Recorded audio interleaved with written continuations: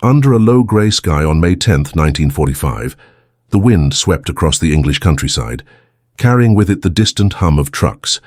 Inside those vehicles sat the defeated soldiers of a once mighty army. German prisoners of war, men who only weeks earlier had fought to the last breath in Holland, Denmark, and the shattered streets of Berlin, now stared silently through the barbed wire of a new world. Their faces were gaunt, their uniforms tattered, their eyes sunken. To them, capture by the British meant one thing: slow starvation and revenge. But what awaited beyond the gates of the camp at Devizes, Wiltshire, was something none of them expected. War Office log, May 1945. The convoy halted, dust settling around the weary prisoners. British guards ordered them out, not with blows or screams, but with calm, clipped instructions. Form ranks. You'll be processed shortly.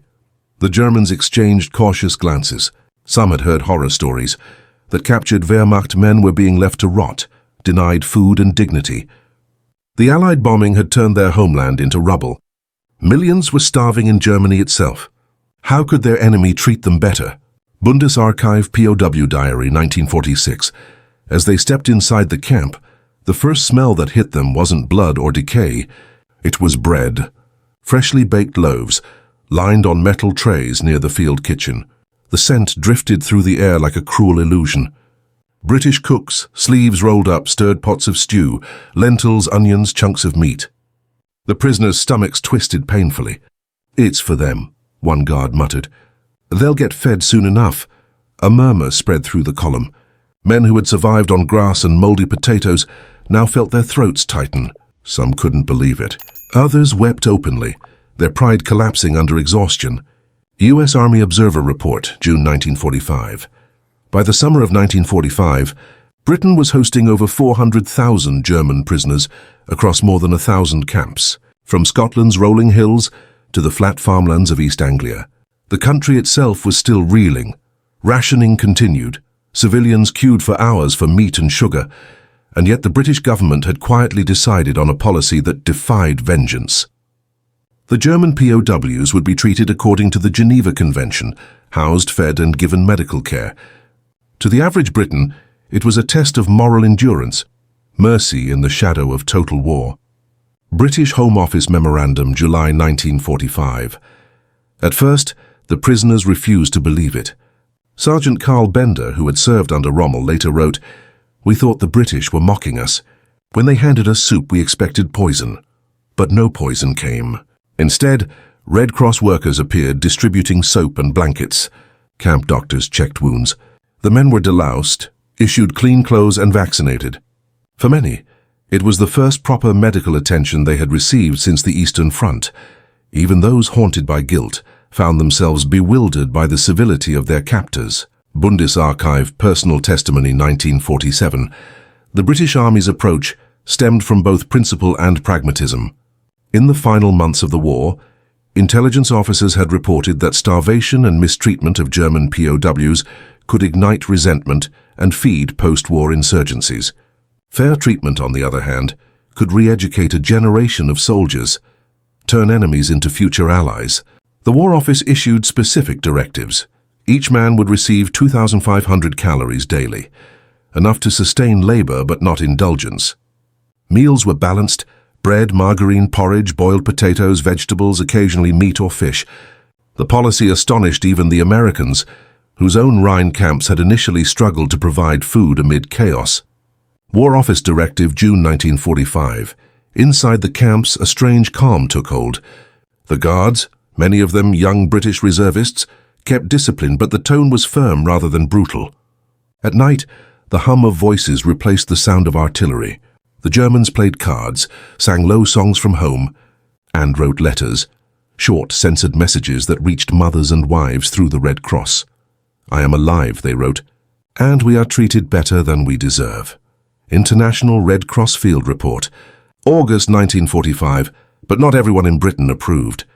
Newspapers carried bitter letters from war widows who questioned why the men who had bombed London were eating government food while their children went without.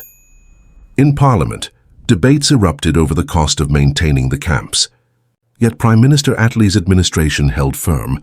"Our strength," one minister declared, lies not only in arms but in our humanity.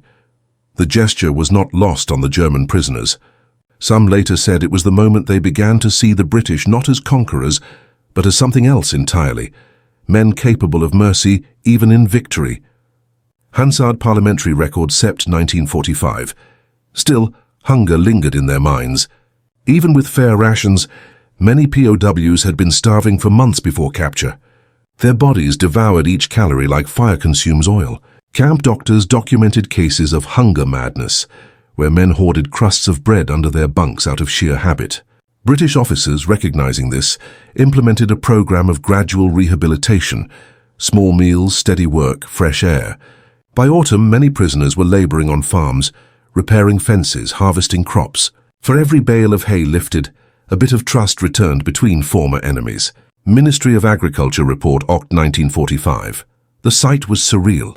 German soldiers, once feared across Europe, now working shoulder to shoulder with British farmers under open skies. Some even shared tea breaks, clumsy smiles, a few words of English. "They are men like us," said one farmer from Yorkshire. "They've lost everything. Feeding them costs less than hatred." Yorkshire Agricultural Journal, 1946. Yet beneath the surface of compassion lay a deeper calculation. British policymakers saw the POW camps as classrooms, not of punishment, but of transformation. German officers were screened for Nazi ideology. Those with hardline beliefs were separated and re-educated through lectures and films exposing the regime's crimes. Younger soldiers were given books, English grammar, history, ethics. For many, it was their first encounter with open democracy, free press, and self-criticism. Psychological Warfare Division Report, 1946. Slowly, the British system began to reshape minds. Captured officers who once dismissed democracy as weakness now wrote in their journals about discipline without cruelty. The generosity of their captors became a weapon of quiet persuasion, a moral victory over Nazism itself. But the transformation wasn't complete, not yet. For while the camps grew calmer, rumors began to spread of what awaited these men when they were finally repatriated. A homeland in ruins, divided by occupation zones, and a world that might not forgive them. Bundesarchiv Prisoner Memoir, 1947. As the nights grew colder and Christmas approached, German POWs lined up for rations beneath strings of dim lamps. The British cooks served them the same stew they ate themselves, without distinction. Some prisoners bowed their heads before eating. Others stared in silence, tears glistening under the flicker of light.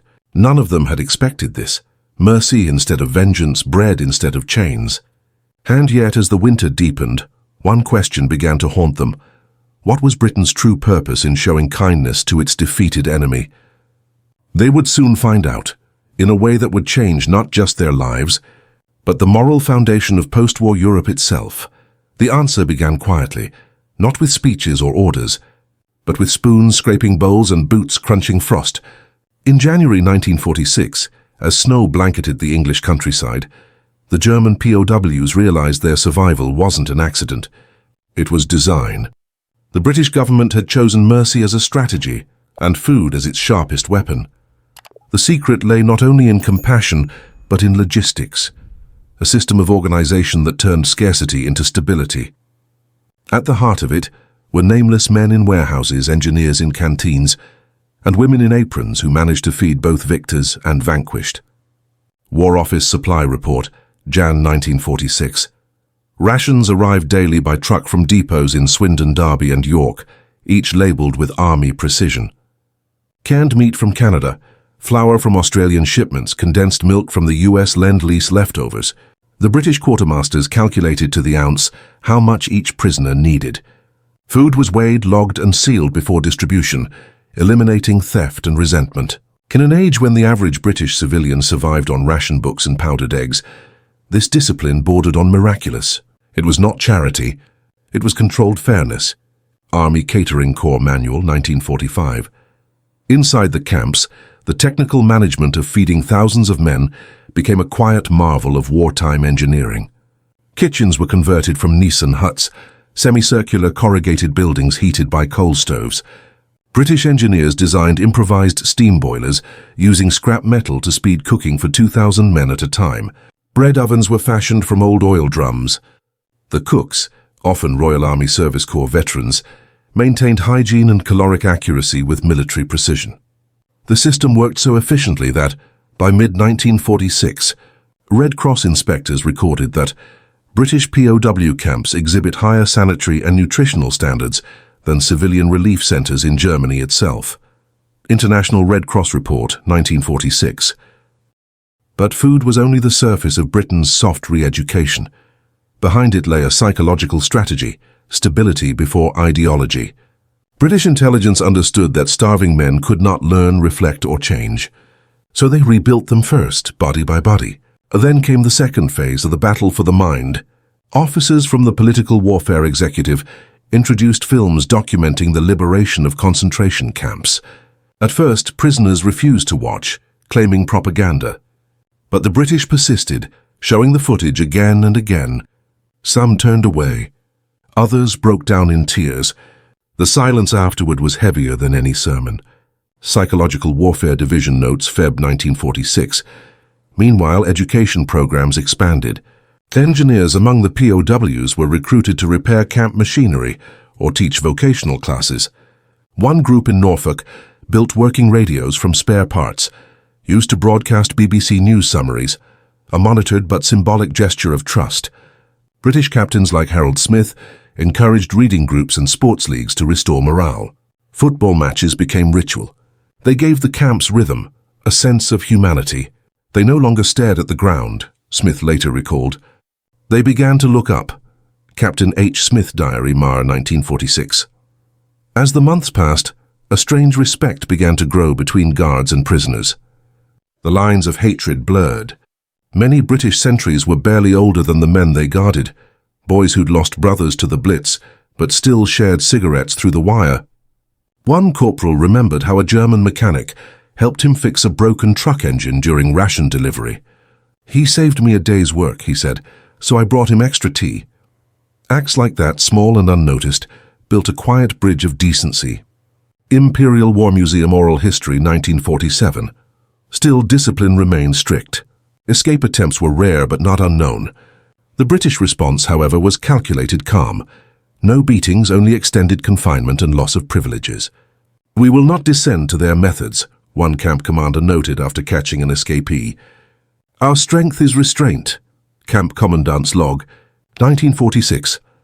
That philosophy became the moral backbone of Britain's POW policy, mercy as demonstration of superiority, fairness as political power. The German prisoners began to feel the effect internally. Their initial shame turned to gratitude, then to introspection.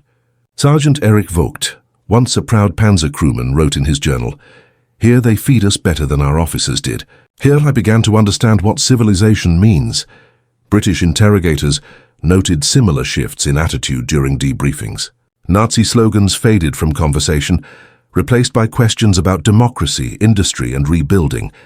Interrogation Summary, 1946. Behind this transformation stood not generals but ordinary civilians. British women, many widowed by the war, worked in kitchens or clerical offices managing the camps. Their professionalism left an impression on the Germans, who were used to female subservience under Nazi ideology. One prisoner later wrote, "The British women frightened us more than their soldiers. They were efficient, proud, and unafraid." That realization planted seeds for a cultural awakening among the POWs, one that would later influence West Germany's post-war social reforms. Bundesarchiv Oral Memoirs, 1948. The fairness extended beyond the fence. The Ministry of Agriculture, desperate for labor, introduced the Work and Learn program. Thousands of German POWs were deployed to British farms, railways, and reconstruction sites. They repaired bombed houses, cleared debris, and helped harvest food for the same nation that had defeated them. Payment came in small wages or cigarettes, but the greater reward was dignity. British overseers often ate alongside them in the fields, blurring the line between enemy and worker. "I realized I was building, not destroying," recalled one prisoner, who later became an architect in Munich. Agricultural Labor Report, 1947. In technical terms, the program was a triumph of logistics. The Royal Engineers designed mobile kitchens, washing stations, and medical tents that followed work detachments. Each unit carried standardized toolkits, allowing POW labor to be integrated into local projects with minimal oversight. This innovation, the portable labor cell, would later inspire NATO engineering protocols for multinational operations. Engineering Corps Study 1948. Yet beneath the success, moral tension persisted. Some British families resented the sight of German laborers walking freely in villages. "Why should they eat white bread when my children eat brown?" gasped one mother in a letter to the Times. The government responded with transparency.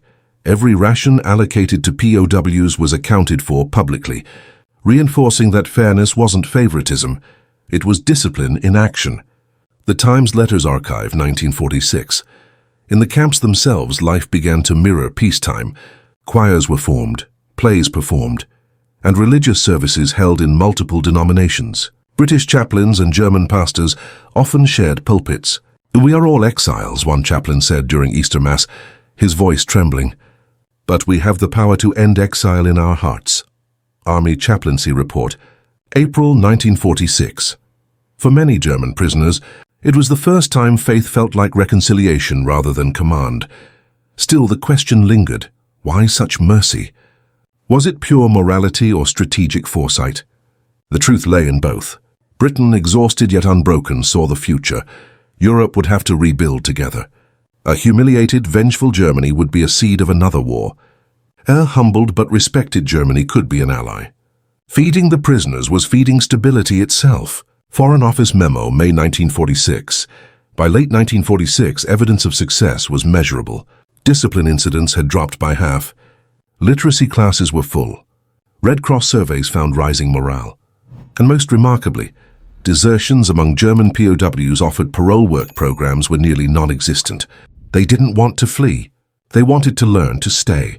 Red Cross Statistical Report, DEC 1946. But change came at a cost.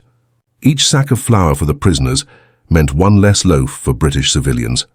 By early 1947, as harsh winters struck Europe, resentment began to boil again. Newspapers headlined shortages, and politicians demanded reductions in POW rations. The War Office hesitated. To cut food now might undo everything achieved. Still, the pressure mounted.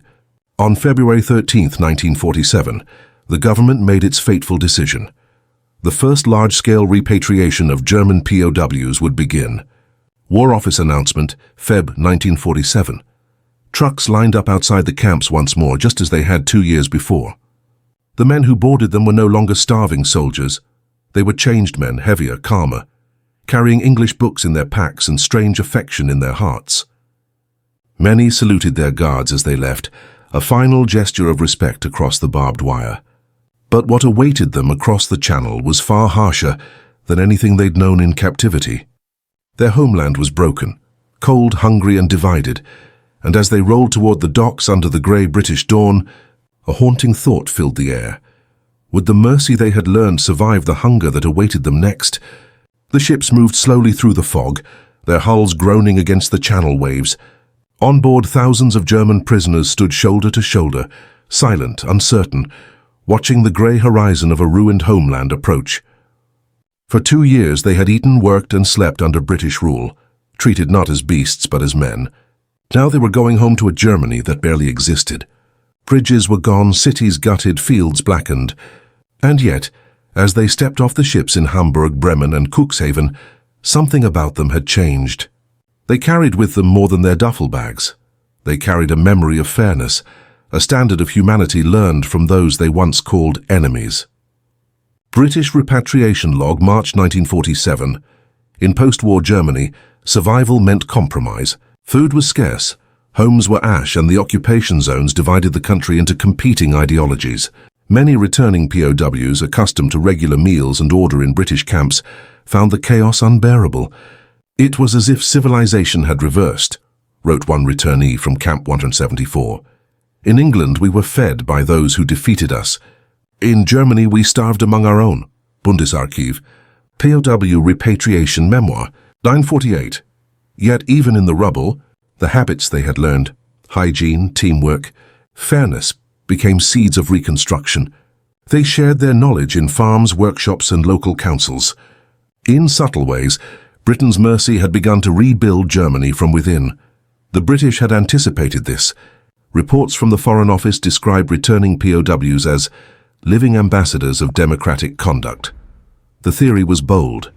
Treat men with justice, and they will carry that justice home. British psychologists who had interviewed the prisoners documented a sharp decline in ideological extremism. Where once Nazi slogans dominated conversation, now came talk of law, cooperation, and moral duty. "We learned that strength can exist without cruelty," one former sergeant said. The British never shouted, but they always had authority. U.S. Strategic Bombing Survey, 1947. This transformation did not happen overnight. Some prisoners returned to families who despised them for surrendering, others to Soviet-occupied regions where Western influence was seen as betrayal. But across the British and American zones, former POWs began to rise as local leaders, teachers, and engineers. Their experience under British captivity, fair rations, medical care, and re-education, had given them tools to rebuild not only infrastructure, but identity. Sociologists later traced this group's disproportionate role in shaping the Federal Republic's civic culture, disciplined, efficient, and morally restrained. German Reconstruction Survey, 1952. Behind these outcomes stood men like Colonel Sir Alexander Patterson, the reform-minded civil servant who oversaw Britain's POW welfare programs. Patterson had argued that humane treatment would yield long-term dividends, calling it an investment in the peace to come. He saw each camp as a moral laboratory, a place to prove that civilization could outlast war. His methods inspired later programs of reconciliation across Europe and Asia. Home Office Archives, 1947. Decades later, when West Germany became Britain's ally in NATO, veterans on both sides recalled those first fragile bonds of respect forged in captivity. For the German POWs themselves, the memories lingered vividly. They remembered the smell of stew on cold mornings, the calm voice of a British sergeant, the strange comfort of discipline without brutality. One wrote, "It was not victory that defeated us, it was decency." Bundesarchive, Prisoner Testimony, 1949. That decency haunted them, reshaping their understanding of power. They began to see that domination and dignity could not coexist, that the strength of the British was not in their weapons, but in their restraint. In the years that followed, the moral legacy of that policy became visible far beyond the camps. Former POWs founded charitable organizations, advocating reconciliation instead of revenge. In towns like Lübeck and Hanover, British officers who had once guarded prisoners were invited to post-war reunions. Photographs show smiling men, older now, standing side by side, former captors and captives sharing tea. "We learned humanity from the enemy," one caption read beneath a 1954 reunion photo. Associated Press Archive, 1954. Historians would, later, compare Britain's POW policy to the harsher treatments elsewhere in Europe. In Soviet camps, millions perished of starvation and disease. In France, forced labor and reprisals were common. But in Britain, fewer than 1% of German POWs died in custody, a rate lower than that of Britain's own civilians during the Blitz. Red Cross Mortality Report, 1948. That statistic became a quiet testament to the power of principle amid vengeance. The British had managed to turn mercy into strategy, to demonstrate that justice, when practiced even against enemies, could rebuild a continent's conscience. And the impact extended beyond politics. Engineers and technicians among the prisoners carried home skills learned during labor programs, construction safety, agricultural efficiency, even industrial design. Many who worked on British farms introduced crop rotation and mechanical ploughing techniques back in Germany, accelerating post-war recovery. Others found employment with British firms that had once built the machines they faced in battle. By 1950, trade between the two nations had surpassed pre-war levels, driven in part by personal connections formed in those unlikely places. Prison camps turned classrooms. Trade Ministry Bulletin, 1950. Yet for every success there was guilt. Some former POWs struggled with the knowledge that their captors had treated them better than their own regime had treated others. They wrote letters of apology to Jewish survivors and to Allied families, seeking to reconcile the irreconcilable. British chaplains who had served in the camps often replied with compassion, urging forgiveness through remembrance, not denial. That correspondence, small, private, human, became the moral foundation of a new Europe that would define the coming decades. Church of England Chaplaincy Correspondence, 1948. On the British side too, the story endured. Guards and officers who had worked with German prisoners spoke of how the experience changed them. "We expected monsters," said one lieutenant, "but we found broken boys." Many veterans later joined peace organizations or supported reconciliation movements. The act of showing mercy had transformed the victors as much as the defeated. Britain's self-image, stoic, fair, disciplined, found living proof in the way it handled its enemies. Veterans Affairs Oral History, 1953. By the early 1950s, the last German POWs had been repatriated and most camps dismantled. Grass grew over the old barbed wire. Nissen huts rusted away, leaving only concrete foundations and faint memories. Yet in the collective conscience of Europe, those camps remained, not as prisons but as symbols of restraint. When the Cold War deepened, British commanders cited the POW experience as evidence that moral strength could outlast ideology. It was a quiet legacy, but one that shaped the diplomatic tone of a generation. Foreign Office Historical Review, 1956. And for the men who once feared starvation in those first dark days of 1945, the irony was profound. They had been captured expecting punishment, humiliation, and hunger. Instead, they discovered order, bread, and the strange kindness of their conquerors. That memory would outlive the barbed wire, outlast the rubble, and pass into the conscience of nations. One former POW, reflecting decades later, summarized it best in a letter to his British Guard. "You fed us when the world starved us. You forgave us when we could not forgive ourselves, and because of that we rebuilt differently." Private Letter, 1971, dramatized. In the end, the British victory was not just military, it was moral. For in the ruins of war, where hatred might have been justified, they chose discipline over vengeance, fairness over fury. And that choice did more than feed the defeated. It redefined what victory itself meant in the modern age. In modern war, mercy is not weakness. It is power, the kind that endures long after the guns have gone silent.